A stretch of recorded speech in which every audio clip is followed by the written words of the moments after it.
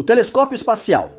James Webb é, por quase todos os critérios, o telescópio mais poderoso já construído pela humanidade. Ele fica a 1 milhão de milhas da Terra, no segundo ponto de Lagrange, observando o universo em infravermelho, com um espelho de 6,5 metros de largura, feito de berílio banhado a ouro. Trump adoraria. Custou cerca de 10 bilhões de dólares, levou décadas para ser projetado e construído e já transformou nossa compreensão de tudo, desde as galáxias mais antigas até a atmosfera de exoplanetas distantes. Mas a questão agora é a seguinte: no deserto do Atacama, no norte do Chile, engenheiros estão construindo um telescópio que, em aspectos fundamentais, superará o JWST. Este é o telescópio Gigante Magalhães, que deve ficar pronto no início dos anos 2030. Ele terá aproximadamente 10 vezes o poder de resolução do telescópio espacial Hubble e cerca de 4 vezes a resolução espacial do próprio James Webb. Em certos comprimentos de onda, seu espelho primário de 25,4 metros de diâmetro possui cerca de 368 metros quadrados de área coletora de luz, equivalente a uma quadra de basquete de vidro. Exceto que não é um espelho só, são 7. São 7 dos maiores espelhos de telescópio já feitos, cada um com 8,4 metros de diâmetro, dispostos como pétalas de flor e polidos com suavidade medida em nanômetros. Tudo isso fica dentro de uma estrutura giratória, com cerca de 65 metros de altura, situada no topo de uma montanha que os engenheiros literalmente explodiram para deixá-la plana e dar espaço para o telescópio. A estrutura do telescópio pesa 2.100 toneladas. O projeto custou cerca de 2,5 bilhões de dólares, financiado por instituições de 7 países. E cada um desses espelhos leva 4 anos para ser fabricado em um laboratório que fica escondido embaixo de um estádio de futebol americano no Arizona. De verdade, este é um dos instrumentos científicos mais ambiciosos já tentados. Ele foi criado para detectar bioassinaturas em atmosferas de exoplanetas semelhantes à Terra e investigar as estruturas mais antigas do universo. E para responder perguntas que nem mesmo James Webb consegue abordar. Desde que Galileu apontou um telescópio rudimentar para a Lua, em 1609, a história da astronomia seguiu um padrão bastante consistente. Você constrói um telescópio maior, vê coisas que ninguém esperava, revoluciona nosso entendimento do universo e então começa a planejar um telescópio ainda maior. O maior telescópio do mundo praticamente dobrou sua abertura a cada 40 ou 50 anos e cada geração descobriu fenômenos que a geração anterior não poderia imaginar, desde as luas de Júpiter até a expansão do próprio universo. Bastante impressionante, não é? No final do século XX, astrônomos em Terra encontraram um limite. A atmosfera era o problema. O ar turbulento da Terra distorce a luz das estrelas, fazendo com que elas pareçam piscar. Ao observar do quintal, o piscar pode parecer bonito, mas, para astrônomos analisando detalhes de galáxias distantes ou separando o brilho tênue de um exoplaneta de sua estrela, isso é uma dor de cabeça. A turbulência atmosférica limita a visão, independentemente do tamanho do espelho, por isso existem telescópios espaciais. Hubble, lançado em 1990, opera acima da atmosfera, sem cintilação ou distorção, gerando imagens nítidas que revolucionaram a cosmologia. James Webb foi além, indo a 1 milhão de milhas da Terra para observar no infravermelho, sem interferência do calor ou ar do planeta. A mensagem parecia bem clara. Se você quer as melhores vistas do universo, tem que deixar o solo para trás. Mas tem um detalhe. Telescópios espaciais são absurdamente caros e incrivelmente difíceis de consertar. Ele está a 1 milhão de milhas e, após lançado, você depende apenas dos instrumentos a bordo. Telescópios terrestres podem ser atualizados, mantidos e ampliados por décadas. E, nos anos 90 e 2000, uma nova tecnologia começou a mudar completamente esse cálculo, chamada óptica adaptativa. Esses sistemas medem e corrigem em tempo real a distorção atmosférica, ajustando os espelhos do telescópio milhares de vezes por segundo para desfazer o impacto do ar nas medições. De repente, os telescópios baseados em terra conseguiram alcançar algo próximo à nitidez dos telescópios espaciais, enquanto ainda se beneficiavam de espelhos muito maiores do que qualquer coisa que você poderia realisticamente lançar em órbita. Essa constatação iniciou uma corrida global para construir os chamados telescópios extremamente grandes, ou ELTs, segundo os astrônomos. Eles realmente acertaram em cheio com esse nome, não foi? A Europa começou a planejar o telescópio também muito bem nomeado, telescópio extremamente grande, um monstro de 39 metros em construção no deserto do Atacama. Um consórcio de instituições dos Estados Unidos, Canadá, Índia e Japão iniciou o telescópio de 30 metros para Mauna Kea, Havaí. Paralelamente, parceiros americanos e internacionais lançaram o telescópio Gigante Magalhães, no Chile, com um design de 7 espelhos para alta resolução e grande captação de luz. Esses 3 projetos, que não são concorrentes tradicionais, foram criados para observar partes distintas do céu e responder a perguntas diferentes e complementares, mas competem para alcançar a primeira luz. E para os astrônomos americanos em particular, há uma certa urgência aqui. O levantamento Decadal de Astronomia e Astrofísica de 2020, que define as prioridades para o financiamento de pesquisas nos Estados Unidos, classificou o desenvolvimento de um telescópio extremamente grande como absolutamente essencial para manter a liderança americana em astronomia baseada em solo. A pesquisa sugeriu que a Fundação Nacional de Ciência apoiasse GMT e TMT em um programa unificado de telescópios extremamente grandes dos Estados Unidos, alertando que, sem acesso a instalações ELT, astrônomos americanos podem ficar atrás de europeus e asiáticos em uma década. O centro de tudo isso é o telescópio Gigante Magalhães, uma aposta de 2,5 bilhões de dólares. Que você pode construir algo em solo que supere o observatório mais sofisticado já lançado ao espaço. Por que construir essa coisa? Então, o motivo científico para construir algo como o telescópio Gigante Magalhães se resume a algumas perguntas que instrumentos menores simplesmente não conseguem responder. E essas perguntas são, francamente, algumas das maiores que a humanidade já fez. Primeiro, e mais importante, estamos sozinhos.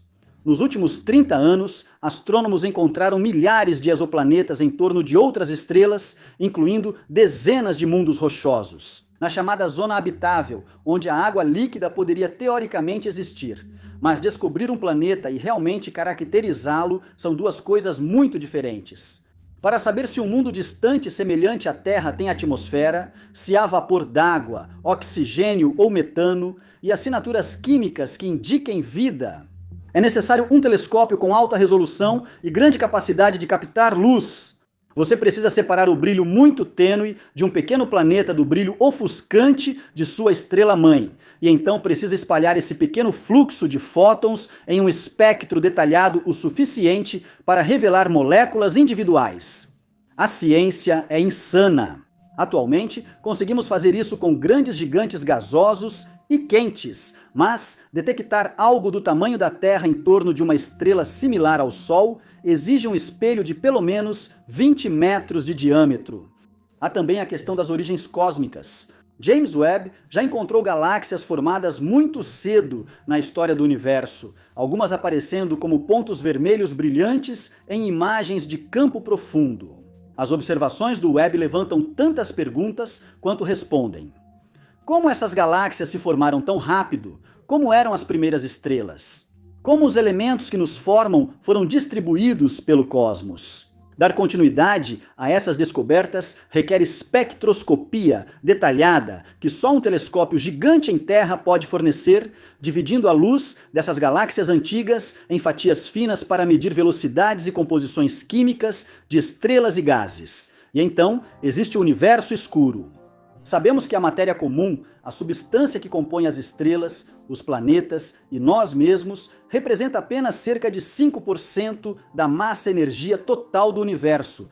O restante é matéria escura e energia escura, forças invisíveis que moldam a estrutura do universo em grandes escalas. Mapear a matéria escura, entender seu agrupamento nas galáxias e testar nossas teorias da gravidade nesses ambientes extremos exigem precisão. medições de milhões de objetos através de vastas regiões do céu, o tipo de medição que exige tanto áreas enormes de coleta de luz, quanto espectrógrafos sofisticados de múltiplos objetos, capazes de observar centenas de alvos ao mesmo tempo.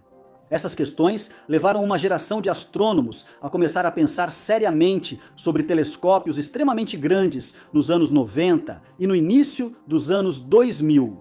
Roger Angel, astrônomo e cientista óptico da Universidade do Arizona, foi fundamental ao pioneirar técnicas para moldar grandes espelhos de telescópios, utilizando um forno giratório e uma estrutura em favo de mel, que reduzia muito o peso sem perder a rigidez. O trabalho de Angel, que originou o Richard F. Carras Mirror Lab, viabilizou a fabricação de espelhos bem maiores que os métodos tradicionais permitiam. Suas inovações fundamentaram o design único do telescópio gigante Magalhães. Em meados dos anos 2000, um consórcio de instituições de pesquisa começou a formalizar os planos para o GMT, a instituição Carnegie para a ciência, a Universidade Harvard, a instituição Smithsonian, o MIT e vários parceiros internacionais. Ao assinarem para financiar e construir o que esperavam ser um dos observatórios mais poderosos da Terra, Rebecca Bernstein, atual cientista-chefe do GMT, definiu a missão central do projeto de maneira surpreendentemente direta. É encontrar outras terras e determinar se alguma delas pode abrigar vida. Nada demais, a montanha perfeita, Las Campanas. Ok? Então, se você vai construir um dos instrumentos ópticos mais sensíveis da Terra, precisa colocá-lo em um lugar com quase nenhuma atmosfera no caminho. E para os astrônomos, isso significa ir alto e ir para um lugar seco. O telescópio gigante de Magalhães está sendo construído no Observatório de Las Campanas, no deserto do Atacama, no Chile, a aproximadamente 2.560 metros acima do nível do mar e cerca de 100 quilômetros para o interior a partir da costa do Pacífico. O Atacama é um dos lugares mais secos do planeta, tão árido que partes dele são regularmente usadas como substitutas de Marte em estudos científicos e também em filmes. Mais importante ainda, para os astrônomos, o ar acima de Las Campanas é excepcionalmente estável e contém pouquíssimo vapor d'água, o que significa imagens mais nítidas e melhor sensibilidade à luz infravermelha. O observatório tem mais de 300 noites limpas por ano, com algumas das melhores condições de seeing, o termo técnico para estabilidade atmosférica de qualquer local de telescópio no mundo. A localização também é importante por outro motivo. Desta latitude no hemisfério sul, o GMT terá visão direta de alguns dos alvos mais cientificamente valiosos do céu. Isso inclui o centro da nossa própria galáxia Via Láctea, a grande e a pequena nuvem de Magalhães, que são as galáxias satélites mais próximas da nossa, e Próxima Centauri, a estrela mais próxima do Sol e que abriga pelo menos um exoplaneta potencialmente habitável. No hemisfério norte, os telescópios simplesmente não conseguem observar esses objetos tão bem, se é que conseguem, o que dá ao GMT uma vantagem significativa para certos tipos de pesquisa científica. A instituição Carnegie para a ciência opera telescópios em Las Campanas desde a década de 1960. A infraestrutura e o conhecimento institucional já existiam quando o projeto GMT começou, mas o cume disponível não era o ideal.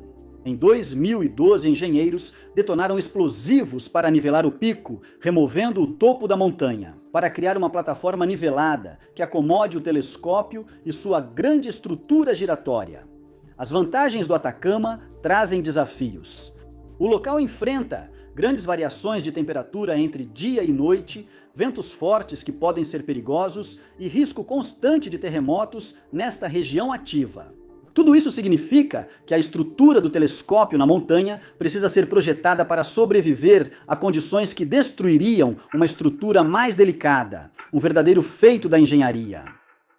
Vamos falar sobre o coração do telescópio, os espelhos.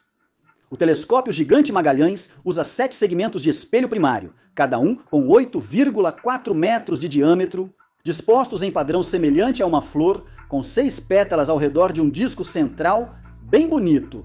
Juntos, eles formam uma abertura de 25,4 metros e uma área de coleta de 368 metros quadrados. Veja o que torna esse design tão desafiador. O espelho central é simétrico, com formato de um espelho de telescópio normal, mas os 6 segmentos externos são o que chamamos de fora do eixo. Eles são essencialmente fatias de um espelho imaginário muito maior, o que significa que cada um tem uma curva assimétrica que é extremamente difícil de fabricar e testar. Não adianta girar um deles e achar que está certo, pois não há eixo de simetria simples para conferir. Cada um desses espelhos externos é uma superfície óptica única, que precisa ser lixada e polida até uma forma específica e nada intuitiva, com precisão de nível nanométrico. Quando você constrói algo assim sob um campo de futebol, já discutimos isso. O laboratório de espelhos Richard F. Caras, localizado sob as arquibancadas leste do estádio do Arizona, na Universidade do Arizona, em Tucson, é uma das poucas instalações no mundo que fabricam espelhos desse porte.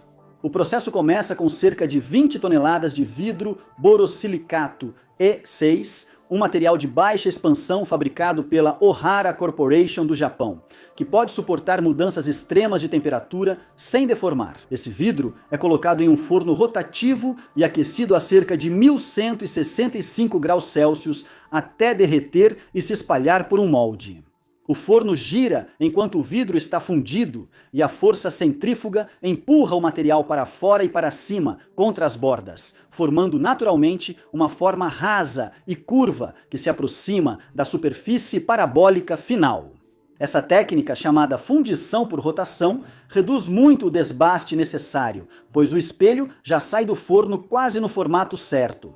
O molde possui um padrão de favo de mel feito com núcleos de cerâmica, outra inovação de Roger Angel e sua equipe. Quando o vidro se solidifica ao redor dos núcleos e estes são removidos, sobra um espelho com estrutura oca em favo de mel, não uma placa sólida, reduzindo muito o peso. Cada segmento finalizado pesa cerca de 16 a 18 toneladas, em vez das aproximadamente 50 toneladas que um disco sólido pesaria. Mantendo a rigidez necessária para sustentar uma superfície óptica estável, o espelho esfria por cerca de 6 meses após a fundição. A pressa causaria tensões internas e impediria o polimento preciso do vidro. Após o resfriamento, cada segmento entra em uma fase de desbaste e polimento de 3 a 4 anos, onde técnicos moldam a superfície até alcançar a precisão necessária.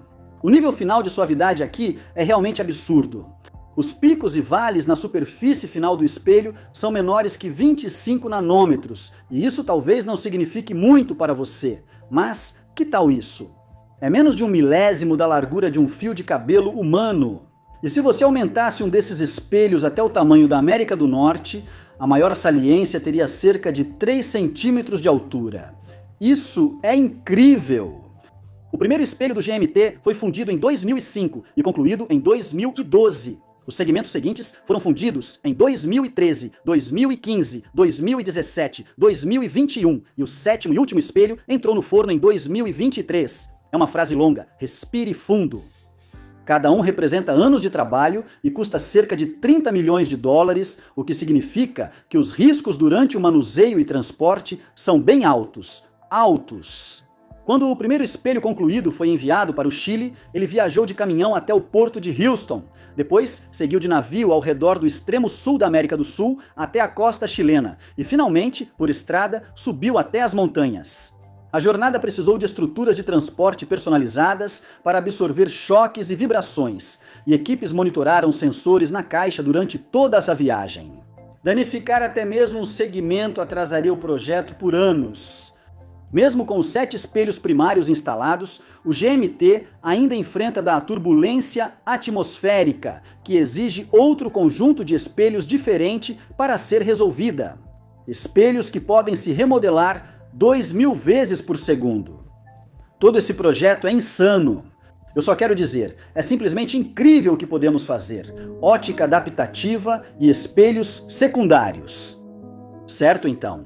A luz das estrelas viaja por bilhões de quilômetros de espaço vazio em linhas perfeitamente retas, intocada e pura. E então, nos últimos 100 quilômetros antes de chegar ao seu espelho, ela passa pela atmosfera que estraga tudo. Bolsões de ar quente e frio sobem e descem, cada um com densidades diferentes que desviam a luz em direções variadas. Quando a luz das estrelas atinge seu espelho polido, já foi embaralhada em um borrão tremeluzente e instável. Nada bom! É aí que entram aquelas ópticas adaptativas que mencionamos antes, e elas são realmente uma das partes mais engenhosas de toda a engenharia do telescópio. O GMT utiliza 7 espelhos secundários de cerca de 1,1 metro de diâmetro montados sobre os espelhos primários em um conjunto chamado espelho secundário. Cada lâmina de vidro tem só 2 milímetros de espessura e é colada na frente de um corpo de referência. Contendo quase 5.000 pequenos atuadores, esses atuadores são basicamente bobinas de voz. A mesma tecnologia básica que move o cone de um alto-falante, e eles podem empurrar e puxar a lâmina de vidro para remodelar sua superfície com extrema precisão. O sistema mede a luz das estrelas com sensores que detectam a distorção da frente de onda pela atmosfera, calcula as correções e aciona atuadores para ajustar os espelhos secundários corretamente, repetindo isso 2.000 vezes por segundo. O telescópio pode operar sua óptica adaptativa em vários modos diferentes, dependendo das necessidades dos astrônomos. A óptica adaptativa de camada do solo corrige a turbulência perto do solo e melhora imagens em um campo de visão amplo. O modo de estrela guia natural usa uma estrela brilhante próxima ao alvo como referência, alcançando correções de altíssima qualidade, mas apenas para uma pequena região do céu. O modo de tomografia, a laser, dispara feixes potentes na alta atmosfera para criar estrelas guia artificiais, possibilitando correções mesmo sem uma estrela brilhante próxima. Tudo isso é incrível. Cada modo tem prós e contras, mas juntos dão ao GMT flexibilidade para lidar com muitas pesquisas científicas. O resultado de toda essa complexidade é incrivelmente foda. Resolução. Com a óptica adaptativa, o GMT foi projetado para obter imagem limitada por difração, onde a nitidez depende da física das ondas de luz, e não do embaçamento da atmosfera. Nos comprimentos de onda do infravermelho próximo, isso equivale a cerca de 0,01 segundos de arco. Isso é cerca de 10 vezes mais nítido que o Hubble e 4 vezes mais que o James Webb em comprimentos de onda semelhantes. Para um telescópio baseado em terra, isso é insano e é o que faz o GMT capaz de realizar ciência que nem mesmo um telescópio espacial consegue igualar a montanha em movimento. Você tem 7 espelhos de 17 toneladas e 30 milhões de dólares cada, além de espelhos secundários ultra finos e adaptativos que se flexionam milhares de vezes por segundo. E toda uma série de instrumentos necessários para capturar fótons com precisão extraordinária. Então, como você mantém tudo isso junto, enquanto aponta para diferentes partes do céu durante a noite, acompanhando suavemente os objetos conforme a Terra gira, e fazendo isso sem vibrações que borrariam as imagens e arruinariam tudo? Bem, a resposta é um dos maiores e mais precisamente projetados suportes de telescópio já construídos. A montagem do GMT tem cerca de 39 metros de altura e fica sobre uma base de concreto de 22 metros de diâmetro assentada no topo nivelado da montanha. A estrutura pesa cerca de 1.800 toneladas, chegando perto de 2.100 toneladas.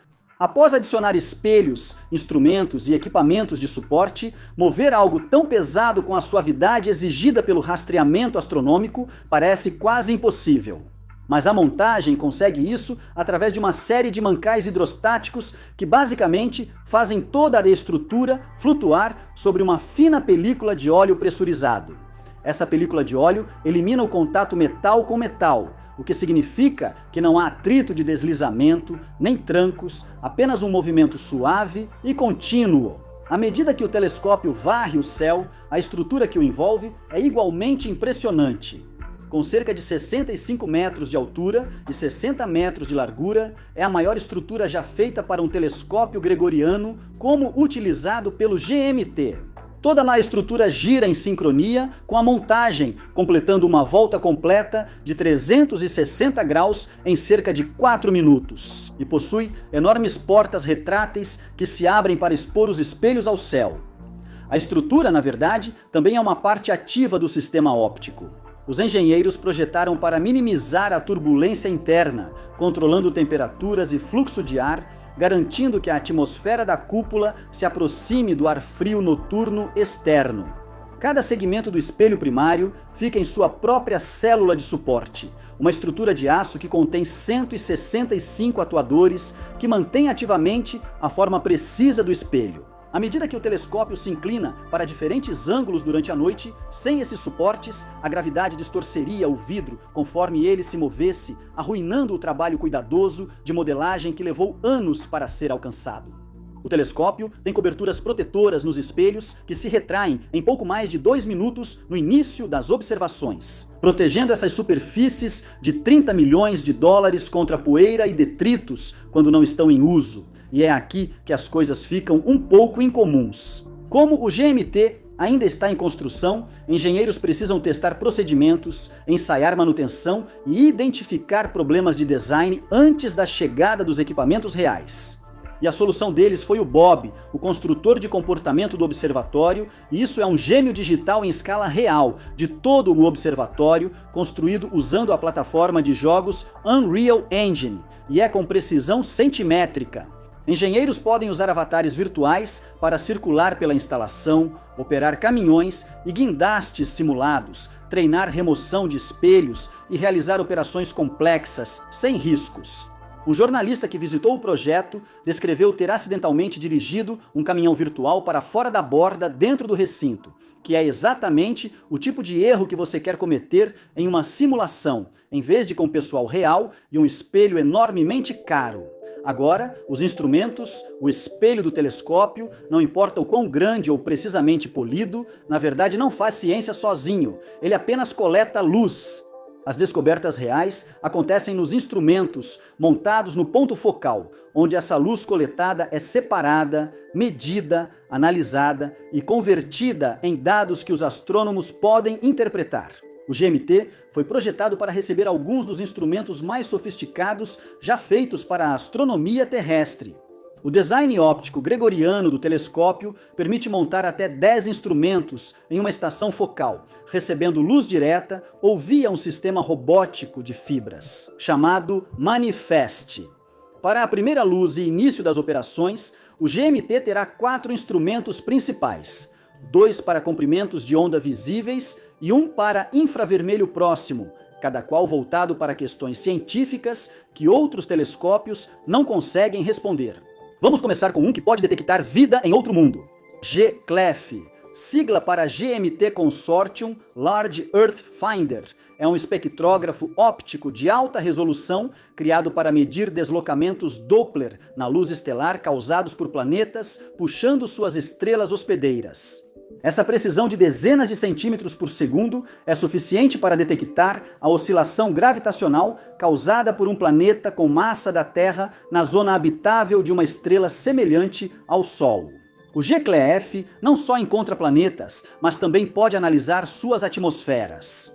Quando um planeta transita diante de sua estrela, uma pequena fração da luz estelar atravessa a atmosfera do planeta. No caminho até nós, captando assinaturas de absorção das moléculas presentes, o GCLEF foi projetado para dissecar essa luz com resolução suficiente para identificar oxigênio, vapor d'água, metano e dióxido de carbono, exatamente a combinação de gases que pode indicar atividade biológica. Se existir um mundo habitado dentro de algumas dezenas de anos-luz da Terra, o GCLEF é um dos instrumentos mais prováveis de encontrar as primeiras evidências. GMAX, o espectrógrafo astronômico e cosmológico multiobjeto GMT, tem um nome complicado e adota uma abordagem completamente diferente.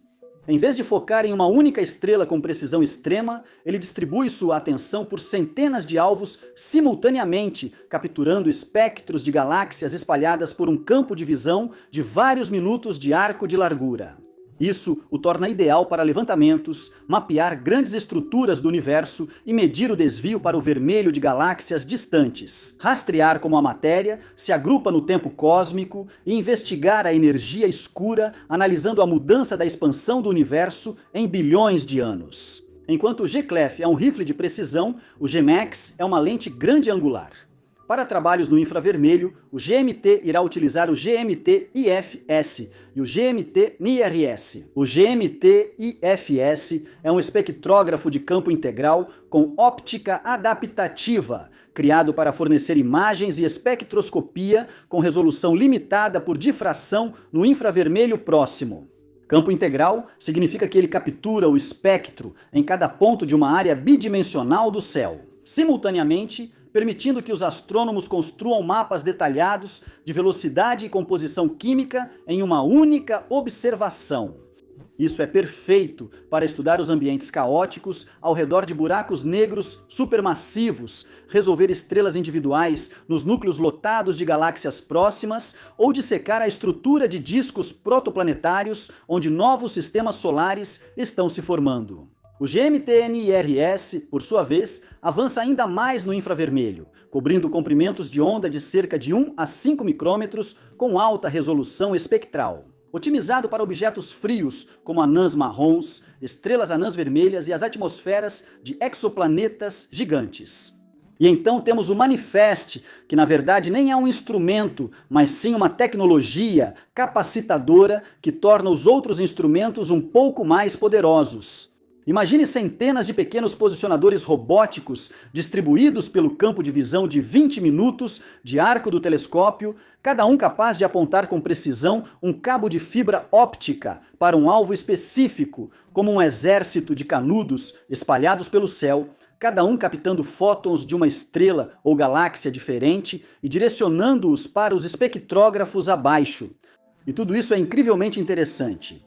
Isso permite que o GMT observe muitos alvos ao mesmo tempo, aumentando muito a eficiência do telescópio em levantamentos. Muitas palavras aí. O que isso significa? Por exemplo, imagine uma situação possível nos primeiros anos do GMT. O telescópio espacial TESS achou um planeta rochoso na zona habitável de uma estrela parecida com o Sol, e o James Webb detectou sinais de atmosfera durante um trânsito. O GMT direciona o GCLE-F para essa estrela por dezenas de noites, acumulando sinal suficiente para dissecar o espectro da atmosfera em detalhes. Os dados mostram linhas de absorção de vapor d'água, o que não é surpreendente. Dióxido de carbono, novamente, esperado, mas também oxigênio e metano, juntos, em concentrações que são difíceis de explicar apenas por processos geológicos. Esse resultado não prova vida lá, mas indica fortemente que isso é possível.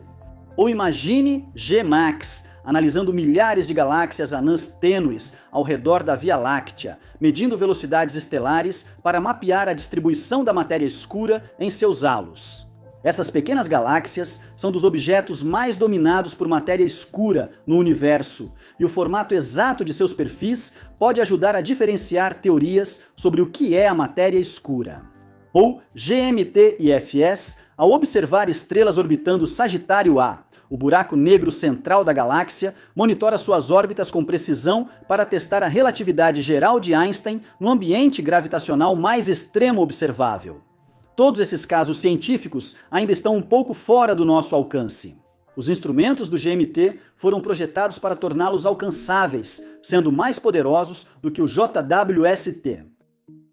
Vamos à pergunta do título. Sei que já se passaram 33 minutos, ou seja, editores, precisamos responder. Em que o telescópio gigante de Magalhães é mais poderoso que o James Webb?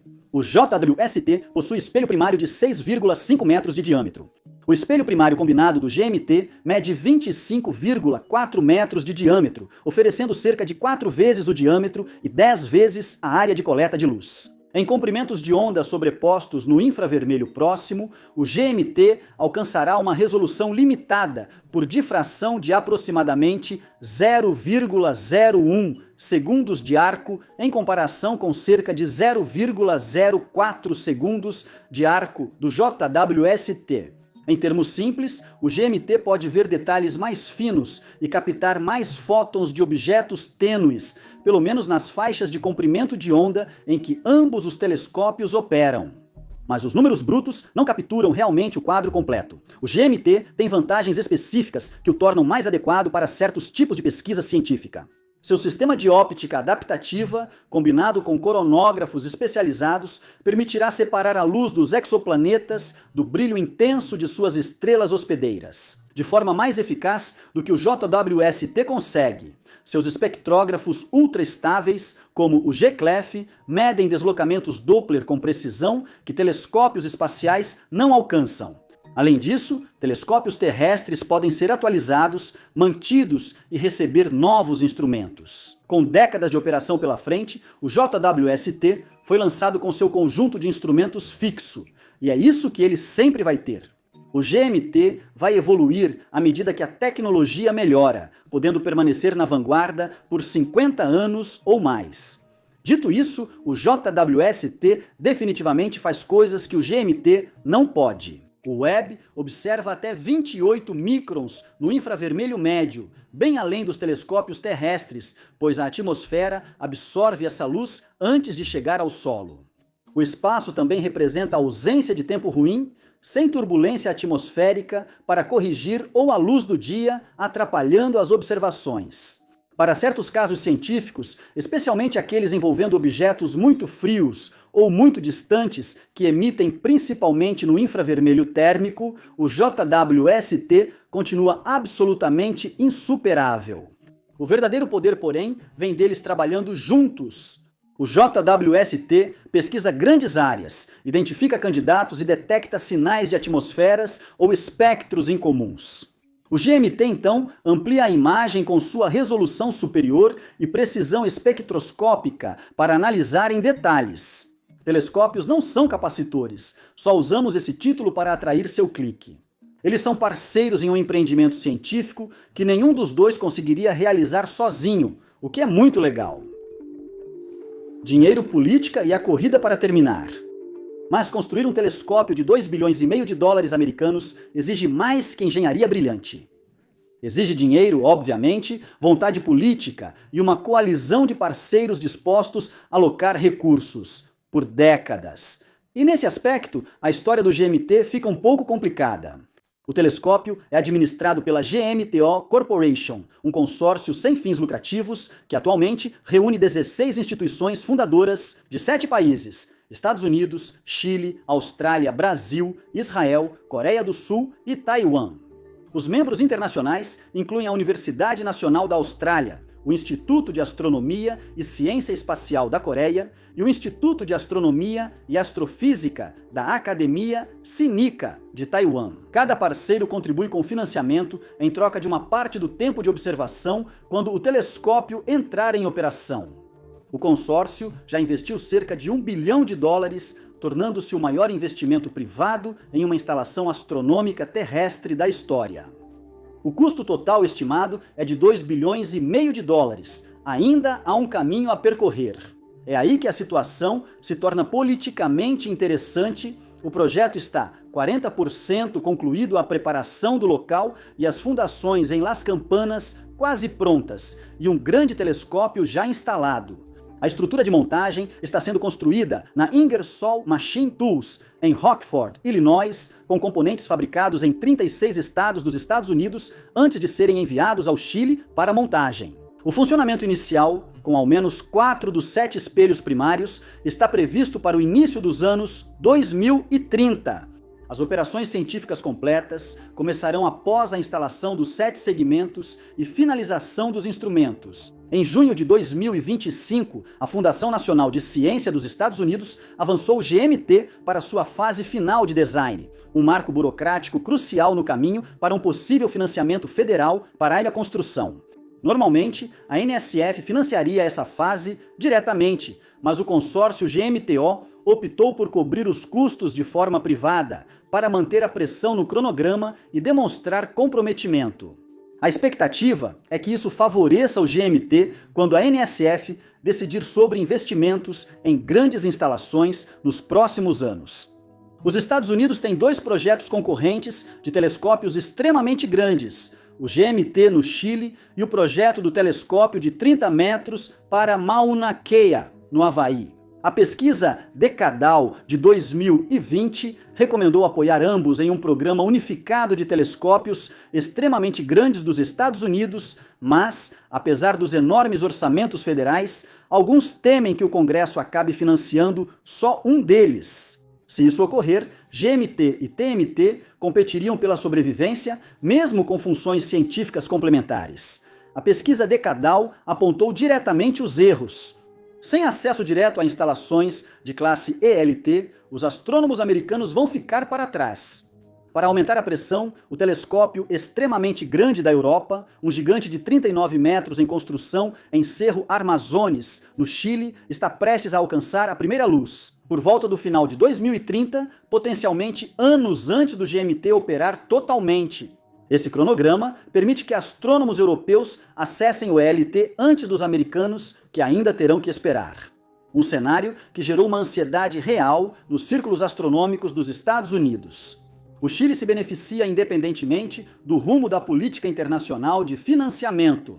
Segundo acordos com o consórcio GMTO, astrônomos chilenos recebem cerca de 10% do tempo de observação do GMT, refletindo a contribuição do país em infraestrutura, apoio regulatório e acesso a céus excepcionais.